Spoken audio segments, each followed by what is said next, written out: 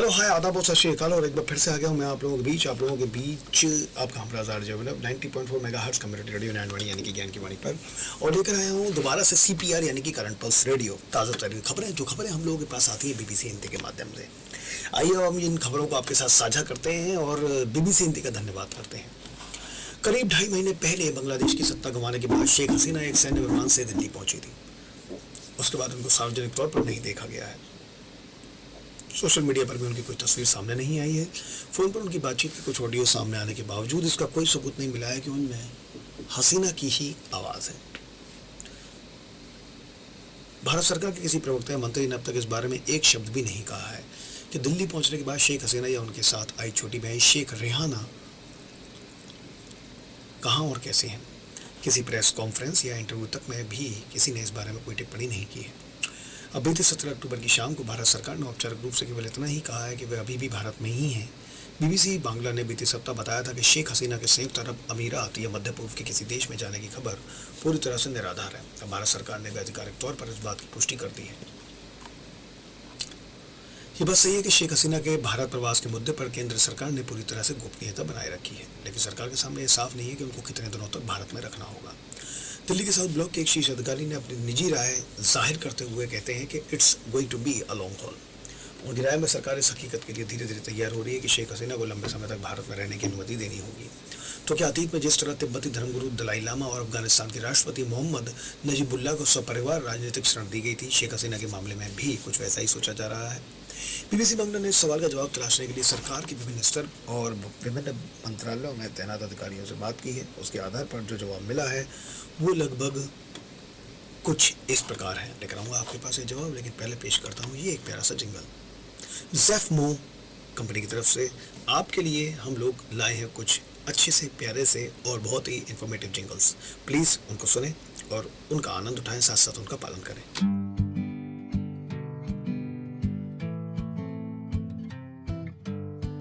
बरसात की बूंदों में छुपा खतरा नन्हा सा, मच्छरों से बच के रहना यही है सबसे अच्छा।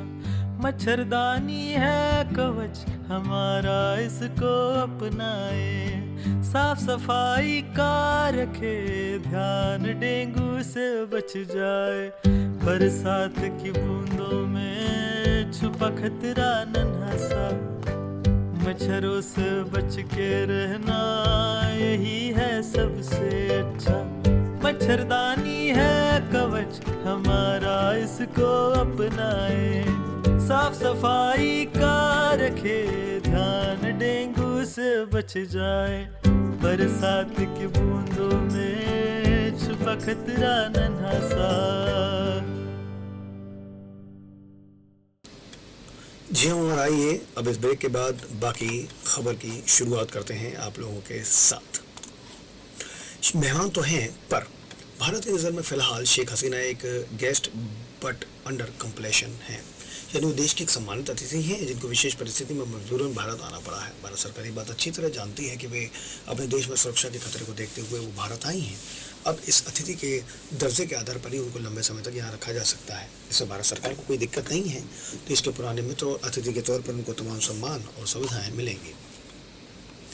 फिलहाल शेख हसीना को राजनीतिक शरण देने की भारत की कोई योजना नहीं है। सबसे बड़ी बात यह है कि शेख हसीना खुद भी राजनीतिक शरण के लिए उन्होंने अभी तक कोई आवेदन नहीं किया है, लेकिन भारत सरकार जानती है कि आगे चलकर अगर कोई प्रस्ताव आता है तो इस मुद्दे पर तमाम राजनीतिक दल सहमत होंगे और शेख हसीना को राजनीतिक शरण देने के मुद्दे पर राजनीतिक तौर पर आम सहमति बनाने में कोई दिक्कत नहीं होगी। फिलहाल ऐसा लगता है कि भारत शेख हसीना को अतिथि के तौर पर रखना चाहता है, लेकिन शरण नहीं देना चाहता है। क्या यह हालात भविष्य में बदल सकते हैं? आइए देखते हैं, लेकिन पहले पेश करता हूँ ये प्यारा सा जिंगल।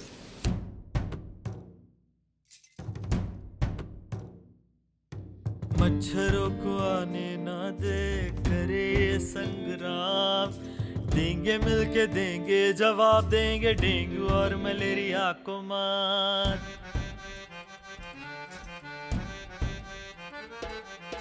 खिड़कियों पे जाली लगाए, रखे दरवाजे बंद।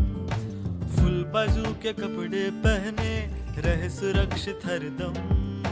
मच्छरों को आने ना दे, करे ये संग्राम। देंगे मिलके देंगे जवाब, देंगे डेंगू और आंखों में। चेहरे बदन को क्रीम लगाए, रखे घर को साफ सुथरा, स्वच्छता अपना स्वास्थ्य बचाए, बने खुद की रक्षा कवच। भारत में शेख हसीना क्या मालूम है और क्या नहीं। 17 अक्टूबर को दिल्ली में विदेश मंत्रालय की नियमित साप्ताहिक ब्रीफिंग में प्रवक्ता रणधीर जायसवाल ने कहा कि आप सबको बांग्लादेश की पूर्व प्रधानमंत्री के भारत में रहने के बारे में जानकारी है। उन्हें सुरक्षा कारणों से बहुत कम समय के नोटिस पर यहाँ आना पड़ा था। उनके इस बयान से स्पष्ट है कि शेख हसीना अब भी भारत में ही रह रही हैं, लेकिन इसके बावजूद हसीना से जुड़े कई सवालों के जवाब नहीं मिल सके हैं। यहाँ सवाल पैदा होता है कि बीते 2.5 महीनों के दौरान शेख हसीना की गतिविधियों के बारे में निश्चित तौर पर कितनी जानकारी है और कितनी गतिविधियों को महज कयास या अफवाह कहकर नकारा जा सकता है। बीबीसी बांग्ला को क्या पता लगा? शेख हसीना भारत में ही है, मध्य पूर्व के किसी देश नहीं गई हैं। भारत छोड़ने की खबर निराधार है। 5 अगस्त को हिंडन एयरबेस पहुंचने के 2-3 दिनों के बाद ही दूसरी जगहों ने शिफ्ट किया गया। खबरों के मुताबिक भारत ने शेख हसीना को ट्रैवल डॉक्यूमेंट TD मुहैया करवाए हैं ताकि जरूरत पड़ने पर वो किसी तीसरे देश तक सफर कर सकें। भारत ने इसकी ना तो पुष्टि की और ना ही खंडन। सरकार ने शेख हसीना के भारत में होने की पुष्टि की है, लेकिन ये साफ नहीं है कि वो दिल्ली में है या नहीं। शेख हसीना कहाँ हो सकती है, इस बारे में 2 तरह के कयास लगाए जा रहे हैं। पहला कि वो विश्व स्वास्थ्य संगठन की क्षेत्रीय निदेशक के तौर पर काम करने वाली अपनी बेटी साइमा वाजिद के आवास पर रह रही हैं। दूसरा कि वो दिल्ली के पास उत्तर प्रदेश के मेरठ या हरियाणा के मानेसर में एक अर्धसैनिक बल के गेस्ट हाउस या सेफ हाउस में रह रही हैं। बीबीसी बांग्ला को पता चला है कि पहली अटकल का कोई आधार नहीं है, लेकिन दूसरी बात सच हो सकती है। ये कहना उचित होगा कि शेख हसीना को कड़ी सुरक्षा के बीच रखा गया है, लेकिन उनके हाउस अरेस्ट यानी घर में नजरबंद रहने की बात सही नहीं है। इसके समर्थन में दलील दी जा सकती है कि शेख हसीना का निजी फ़ोन चालू स्थिति में है और अमेरिका और दिल्ली में रहने वाले बेटे और बेटी के साथ उनका नियमित संपर्क है। उनकी पार्टी अवामी लीग के कई नेता भी हसीना के निजी मोबाइल पर उनसे बातचीत कर चुके हैं। शेख हसीना को जिन हालात में भारत आना पड़ा है, वैसी स्थिति में आने वाले किसी भी अतिथि को डीब्रीफिंग सेशन से गुजरना पड़ता है और हसीना भी इसका अपवाद नहीं है। बीबीसी बांग्ला को इस बात की ठोस जानकारी मिली है कि शीर्ष सुरक्षा अधिकारियों ने उनको इस बारे में ब्रीफ कर दिया है कि भारत को उनसे क्या उम्मीद है, यानी उनको क्या चाहिए और क्या नहीं, इसकी जानकारी दे दी गई है। साथ ही उनसे बातचीत के आधार पर कुछ नोट्स लिए गए हैं। दिल्ली में हाल में ख़त्म हुई दुर्गा पूजा के पंडालों में बंगालियों के अड्डे में सबसे बड़ा सवाल ये था कि क्या शेख हसीना को इस सीज़न में बांग्लादेश की हिल्सा खाने को मिली है। लेकिन उनको लेकर उठने वाले कई बाकी सवालों की तरह इस सवाल का उत्तर भी रहस्य की परतों में ही लिपटा हुआ है। आपके पास आता हूँ इस छोटे से प्यारे से ब्रेक के बाद।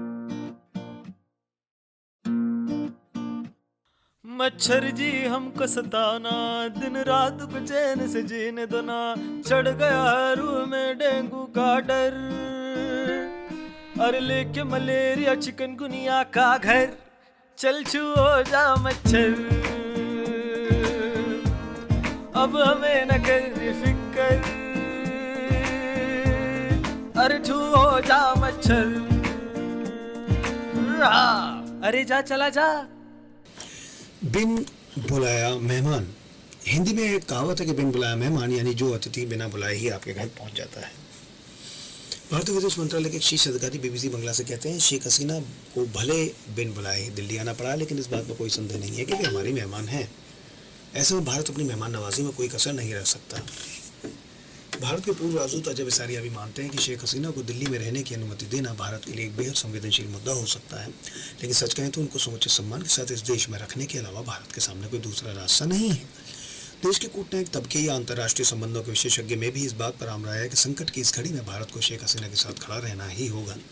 ऐसा नहीं करने से भविष्य में दक्षिण एशिया या किसी पड़ोसी देश का कोई नेता भारत की मित्रता पर भरोसा नहीं कर सकेगा। इस पुरानी मित्रता की लाज रखने का सबसे सम्मानजनक रास्ता शेख हसीना को राष्ट्रीय अतिथि के तौर पर जब तक जरूरी हो भारत में रखना है। दिल्ली के थिंक टैंक IDSA की सीनियर फेलो स्मृति पटनायक याद दिलाती हैं कि 1975 में शेख मुजीब हत्याकांड के बाद शेख हसीना ने जब सपरिवार भारत में शरण ली थी, तब भी उनको तकनीकी रूप से राजनीतिक शरण नहीं दी गई थी। उस वक्त भी उनकी पहचान को गोपनीय रखते हुए उन्हें राष्ट्रीय अतिथि के तौर पर ही रखा गया था। उस समय तत्कालीन प्रधानमंत्री इंदिरा गांधी ने इस फैसले पर मोहर लगाई थी। उस घटना के करीब आधी सदी के बाद अब मौजूदा नरेंद्र मोदी सरकार भी ठीक इसी रास्ते पर चलने का संकेत दे रही है। लेकिन साल 1975 से 1981 तक करीब 6 साल तक जिस तरह हसीना और उनके परिवार की पहचान को गोपनीय रखकर मीडिया की नज़रों से बचाकर रखना संभव था, मौजूदा समय में वैसा नहीं है। आता हूँ आप लोगों के पास इस छोटे से प्यारे से ब्रेक के बाद। मच्छर से बचे स्वस्थ रहे, डेंगू मलेरिया को हराए खुशियां मनाए। मच्छर से बचे स्वस्थ रहे, डेंगू मलेरिया को हराए खुशियां मनाए। खिड़की पे जाली दरवाजे बंद रखो, लंबे कपड़े पहनो सुरक्षित तुम रहो। मच्छर से बचे स्वस्थ रहे, डेंगू मलेरिया को हराए खुशियां मनाए। हे मच्छर से बचे स्वस्थ रहे, डेंगू मलेरिया को हराए खुशियां मनाए।